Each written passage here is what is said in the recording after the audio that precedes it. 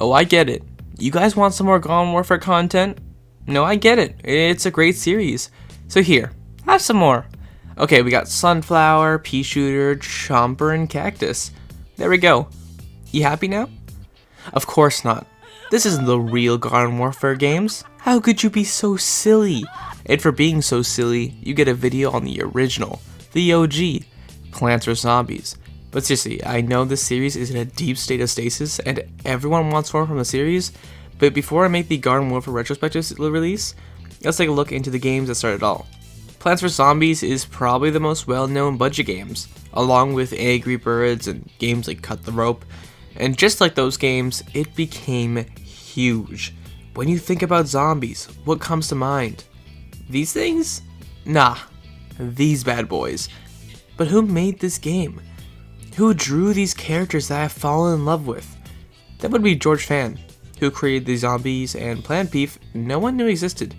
The art was designed by Rick Werner, who took fans' designs and brought them to the game. Not fans, but fans. The amazing soundtrack that so many of you have heard is from the lovely Laura Shigara.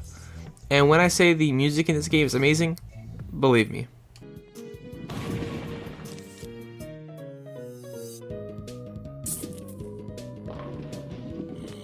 George Fan created a truly amazing game that soon became a series, but it's not all pea shooters and sunflowers, since soon he joined the conversation. EA bought out the company for $650 million. Now, if that wasn't bad enough, they fired 47 employees, including the game's creator, George Fan. Now that sounds pretty bad. And yes, it kind of was, but you also need to know that George didn't really want anything to do with the series and was already working on a different game. And EA was hell-bent on creating a series on the IP. And we've all seen what the extent they go to. Fan left with the art director and another PopCap creator and created a new company. All yes good. Do you like this name? It's pretty, yes, good. They created a game called Octagon, and maybe I'll check it out soon. Now, the game itself made over $1 million, and of course the series is so much bigger than it was. This game released on so many platforms, but why? Well, let's take a look at what EA spent so much on. This is a very simple strategy tower defense game. You put plants here, and the zombies go there, but it's how you play that really opens the game up. There are many different plants that you will unlock throughout the game, and that's what makes the game interesting. And to earn these, we need to look into the adventure mode, which is our campaign. The main story of Plants vs. Zombies is we're essentially a homeowner. Now, the game really states this, though I think it is in the lore. This is our garden, and zombies are talking. We need to plant peas, sunflowers, and cactuses in our garden or roof, and no matter the time or day or location. Now, Crazy Dave is our neighbor, and he is on something, man. He helps us as we progress through the levels, which is 10 for every area, so about 50 in total. After we collect oh so many plants, we fight Zomboss and his mech, and Dave gets yoinked, and I don't think he's coming back, man. Now, of course, this game doesn't really have an amazing story. It's a really simple tower defense game after all, but it doesn't have to be that complicated to create a really deep lore for some reason. I'm not sure how the series manages to have more lore than something like DayZ. The amount of levels were really good, and it took me about 3 days of playing at night to finish. And on Steam I have 20 hours? I thought I had like 8. How long was I playing this? Well, that can tell you how much I like this game. Though I do kind of dislike the amount of levels. Yeah, my gripe is the same as my compliment. Of course, the many levels are great. For the most part, more content equals better. Except when the gameplay is so simple, it doesn't help the case. After playing a level, you'll get a new plant, and this keeps the game alive, since there's something new. But when I was playing on the roof, and the new plants can wake up mushrooms or make zombies change paths, these aren't as interesting or as something cool like the repeater or triple P, making then 10 levels as boring as could be. It was a drag to play the same levels with the same restrictions that made me play with the same plants over and over. This isn't the case with the normal levels, besides the night levels sometimes.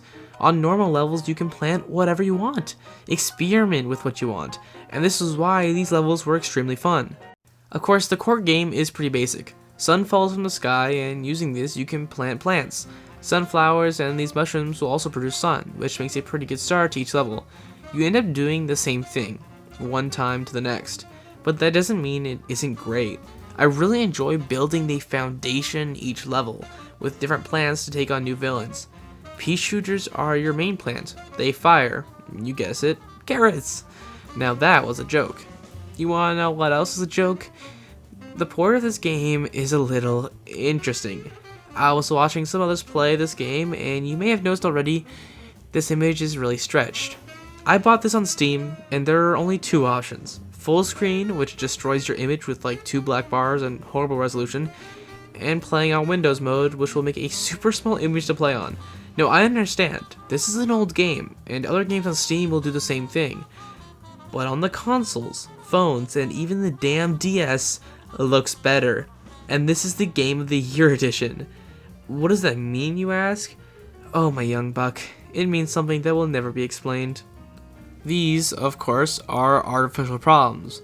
The truth is, there isn't really a problem with this game, and it's hard to say something bad. But let's continue on. There are several modes that you can play if you get bored of the main one, or just want to keep playing after the campaign. There's face cracking, and bowling, and goddamn surgery gone wrong, the whores. But my favorite, both here and on the DS, was the zombies mode. You have to eat sunflowers to get sun, and eat the brains with the set amount of zombies you have. It's a really fun mode, although if you have a Garg, it really doesn't matter. I swear to you, this thing won't die, and no matter how much I throw at it, it just destroys an entire row. In the second title, this thing can be stalled, but if I place anything in front, it just deletes it. Then deletes the next row in the same second. It destroys walnuts in one, tall nuts in one, even trying to place a pumpkin down won't work. Not the pumpkins! This thing is so annoying. Now it can be killed, but that's going to take some real firepower. I recommend taking the coward's way out and just deleting the plants like I did. This sunflower wasn't going to do nothing to this guy, so even she must be sacrificed. You can even customize a zombie. Now, this just changes the dumb guy with the flag, but it's still kind of cool. Now, there are a few more extra things you could do after the main story. Like I said, you can play puzzles, mini games, and even play survival. Now, I don't need to explain why I didn't play this. It's just the game, but with more time and enemies. I don't think this really works, as even in the adventure mode, I had more sun than I could count, so playing even more than the same amount of plants is just not as fun as it sounds. You can also buy things from Dave? Dave? Oh, I forgot. He got grabbed and never came back. I mean, you can buy more slots, plan for food for the Zen Garden. Oh, we should talk about that for a second. You can plant these little guys, water them, care for them, feed them. No, wait, what are you doing?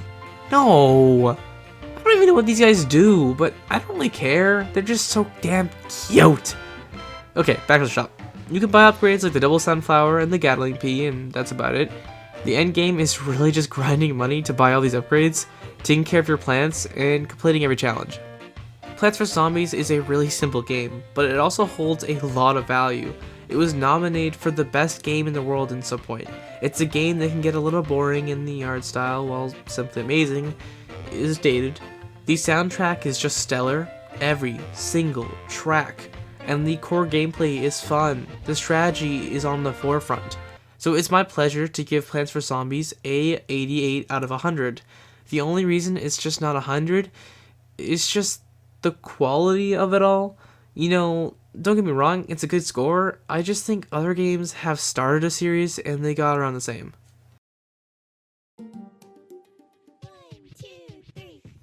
There's a zombie on your lawn. There's a zombie on your lawn.